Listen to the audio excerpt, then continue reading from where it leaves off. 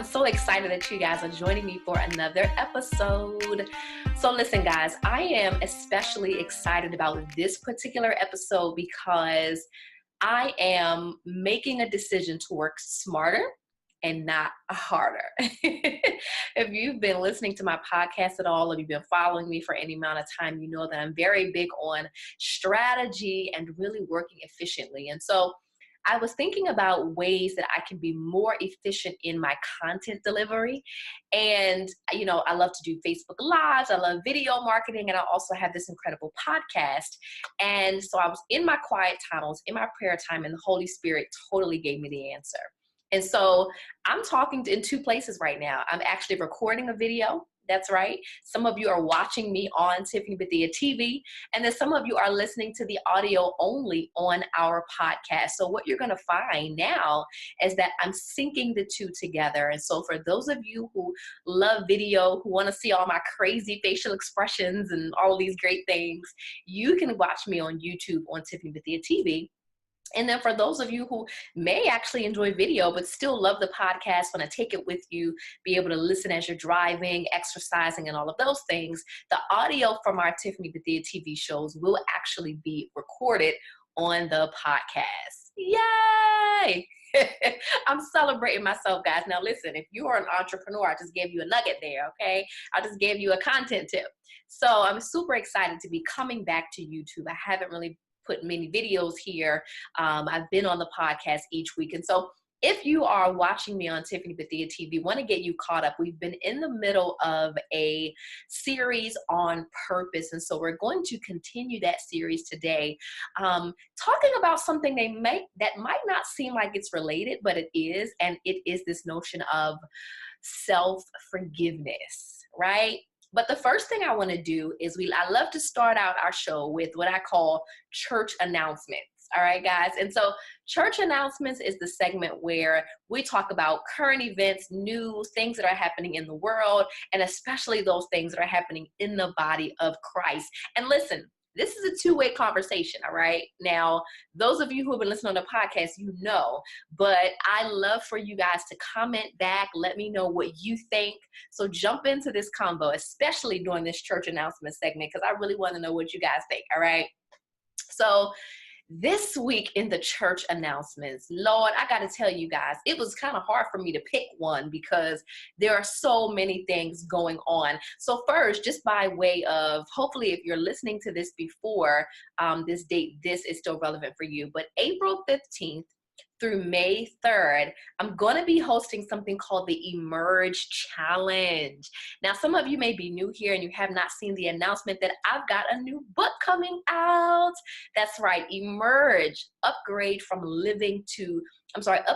existing to living your bold, fearless, abundant life now.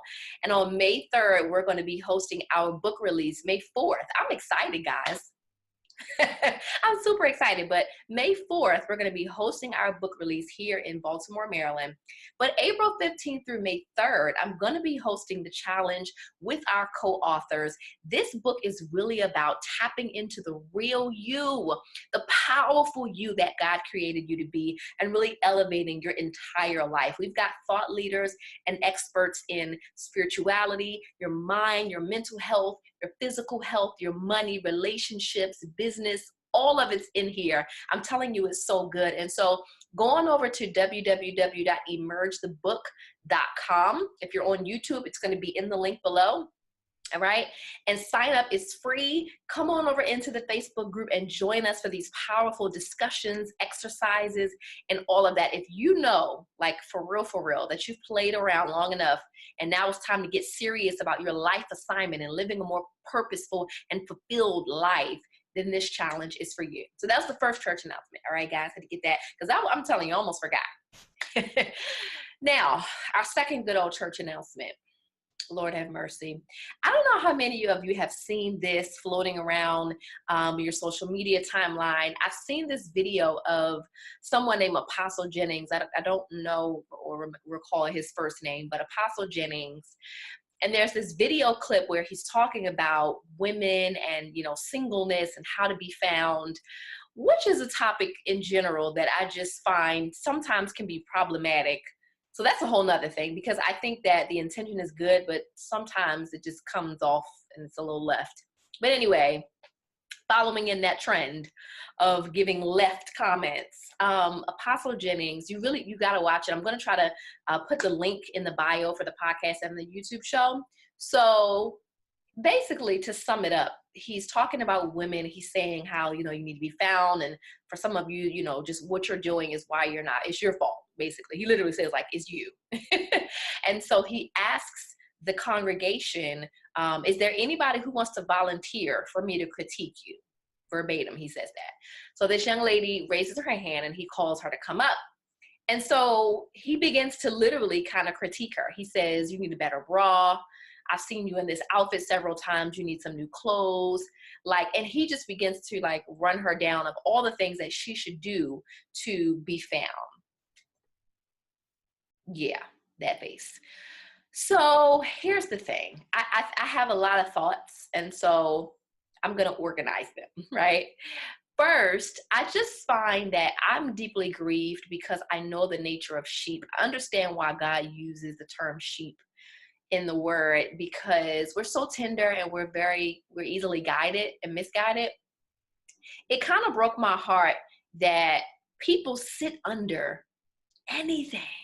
I mean, some of the clips I've seen, I have actually seen video clips of pastors literally cussing out their church members of all ethnicities. There's a white pastor that there's a comedian who has his video up and he's going off on them. There's another pastor, he actually calls himself, this one's a brother, the cussing pastor. And he just proceeds to call the women bees and the whole nine. And I'm saying to myself, people are sitting there? At what point did you just say, from a self-protection standpoint, I don't think this is safe for me, And so I'm not going to judge him off of one clip, but what I am saying is that if that clip was indicative of his overall style, my prayer is that the women in that house would understand that that's not necessarily healthy for them. And while I think that it is well-intentioned to give tips and to say, here's something that you can do to better put yourself in a position to reach your goal, even if it is, being found, it has to come across in a way that's not tearing down, and especially in a public setting. It wasn't like that was a private conversation where, because let's face it, just at the core, for example, to say oh, you may need a better bra, that one piece may be valid, but not to incorporate it as to this is why you're single. Really, So I found it to be very, very problematic. And I think that we live in an age when women are rising and emerging and stepping into their God-given power, but we're still fighting some age-old battles. And we just really have to stand up for ourselves and not put ourselves in places that are not safe to our spirits, our souls, and our bodies. So, I guess to wrap this church announcement up, we have to be accountable in the body. The word even tells us that there will be false prophets. And I'm not saying this about that gentleman, but what I am saying is that there are, in every profession, you have those who are efficient and excellent, and then you have some who are not. And we have to be mindful that even in the body of Christ, that is the case. You have safe houses and some that are not so safe. You have shepherds who were sent by God, and then you have some who just went. And we have to be more discerning when we are following pastors. Were they sent, or did they just went? Sent or went. Did you just go, or did God send you? So that's my takeaway from today's church announcement. Be sure that you are in a place that is safe for your spirit, soul, and body. And the moment that you feel that this may be harmful, it's okay to allow God to order your footsteps somewhere else that is safe. Lord have mercy. So much going on in the body this week. My timeline was just full of just foolery, from the saints. I was like, what is going on? Lord, I've been having to just lift up the saints in the body this week. But nonetheless, so let's get into today's topic. I'm not going to be long. I just want to actually drop a little nugget on you that I believe will bless you, and I hope that you'll allow to sit with you for a little bit. we've been in this journey and in this series on purpose. And I've actually started out the journey really being very introspective, if you've noticed, really talking a lot about you, because the truth of the matter is God is perfect, and even the spirit in us is perfect. It's our mind and sometimes our body and our soul and our heart and all of these other things that cause us not to walk out the plan of God. Right? Sometimes it's our self-esteem. Sometimes it's what we see as our capacity. Sometimes it's what we were told and what we've heard about ourselves our whole lives. And so if you are just joining us, I want you to go back and listen to parts 1 through 3. We've talked about distractions and detours. We've talked about a lot of good things in this series, but I want to go somewhere different today. And I want to talk about self-forgiveness. And some of you are probably wondering, like, what does this have to do with purpose? But if you stick around, it's going to just come together. So I've been in a journey with myself to just increase and deepen my self-love. For those of you, that was the deepen hand emotion. Did you see it? Deepen. Some of you can tell, like, for those of you who are new here, I am also a worship leader by vocation. I sing and I lead the people in worship every week. And I used to be over our dance ministry. I'm a dancer. I've been dancing my whole life. So every now and again, you'll see these motions that's just like, it's like, okay, clearly she's a dancer, or she's artsy. So that was my deepen. I was deepen, like, yes. But I've been on a journey to just, deepen my self-love and just be really radical in my self-love, and really even more so in preparation for the husband I know is coming. God has been showing me areas where let's get this tight before I allow that king to fully pursue you, right? So one of the things that he dropped in my spirit the other day was this notion of forgiveness and of self. And one thing I realized is that, wow, I think forgiveness in general is one of those things that we really struggle with. I mean, come on now, let's talk about it. How many of us really struggle with letting go of that person that hurt us? I just can't believe that how many of you find yourself saying that phrase? I just can't believe that they ... But I have found that in talking with people as a coach for years, that it's even deeper, and it tends to be even more difficult for us to forgive ourselves. I don't know what it is about us, but often we can extend the grace and the compassion that we need to other people, but with ourselves, we just beat ourselves up. I can't believe I did that. That was so stupid. I was in a meeting the other day. It was a lunch meeting, and somebody, made a mistake, like an honest, simple, just forgot something. And they were just like, oh my God, I just can't believe I forgot, and I was like, we were like, oh, it's okay, and we thought we moved on. And like an hour later, they were just still like, oh my God, I'm so sorry. And I jokingly, in a light way, but we're kind of, serious. I just said, it's okay, love, let it go. And then I quoted Elsa, Sister Elsa from the book of Frozen, let it go. Let it go. Like, I was just like, it's really okay, love. But it was just a small illustration for me of how we just hold ourselves so accountable to all of these mistakes, And so today, I really want to talk about this notion of self-forgiveness. You know why? Because many of us, the reason that we don't attempt to go after our purpose or attempt again after something doesn't go the way that we want it to go is because we just have not forgiven ourselves. Now, when you look at the definition of forgiveness, we're really talking about releasing someone from the penalty or owing you back from what they've done. That's like that's the Tiffany summary of forgiveness. And I'm gonna tell you guys the truth. It's funny because my personality temperament is one that does not usually forgive naturally, but for some reason, I'm a forgiver. I have never been able to really like hold a grudge. Like even times when I want to be, like I had someone close to me really upset me a couple weeks ago, like that face. And I made up in my mind, I am going to be mad at him. I'm going to hold this one, like, I don't usually stay mad, but this time I'm going to hold it. And so I was like this, like,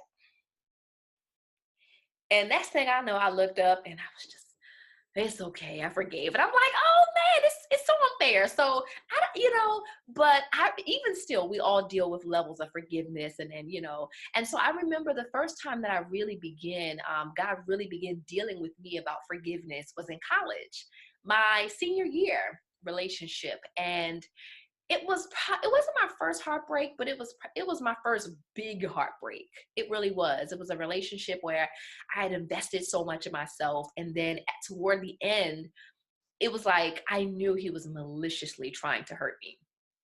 And I remember the Lord dealing with me, and I put this in my first book, and he said to me, "Can you accept an apology that doesn't ever come?"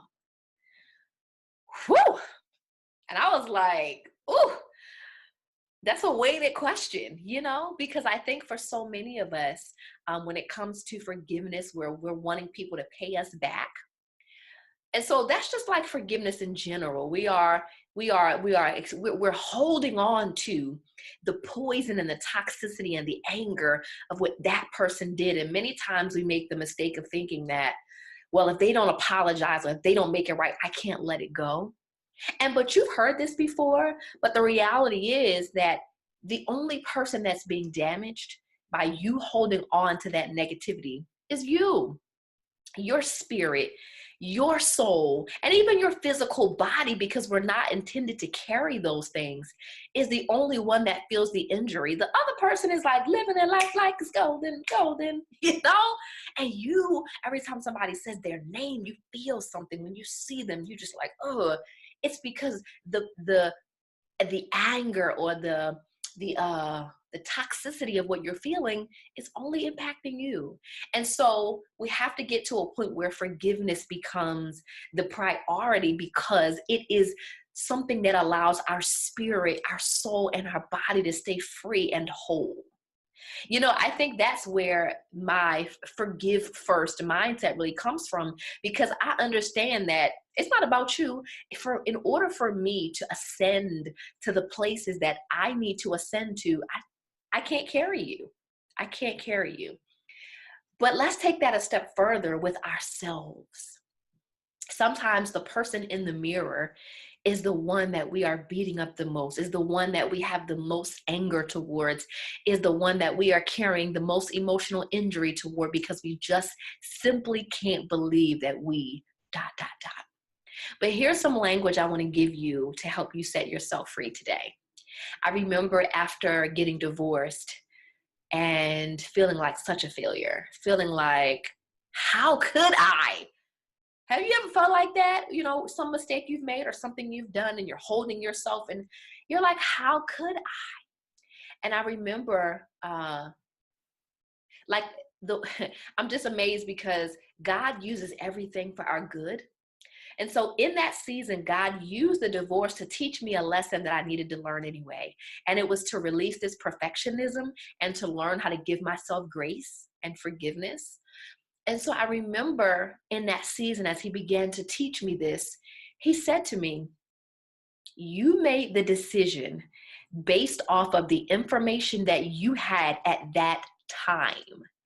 And now you have new information to go forward. And that really freed me up, because I had to give myself the grace. You have to give yourself the grace to understand that you made the decision based upon the capacity you were at that moment. And you got to love yourself enough, and you got to extend yourself the grace enough to say, you just didn't know. You just didn't know. But now that you do, you have the power to move forward in a more intentional way, in a different direction, and create a new result. And that really did something for me. I had to learn how to begin to give myself grace, even in the small things I would do, and I would be beating myself up, and I would say, Tiffany, you just didn't know. You know, like sometimes we have to really, really, really, this word capacity, understand where we are and be present in a moment and say, I just didn't have the energy. I just didn't have the money. I just didn't have the knowledge. I just didn't have something that would have allowed me to make a better decision or to move in a different way. But now I either have it or I can get it.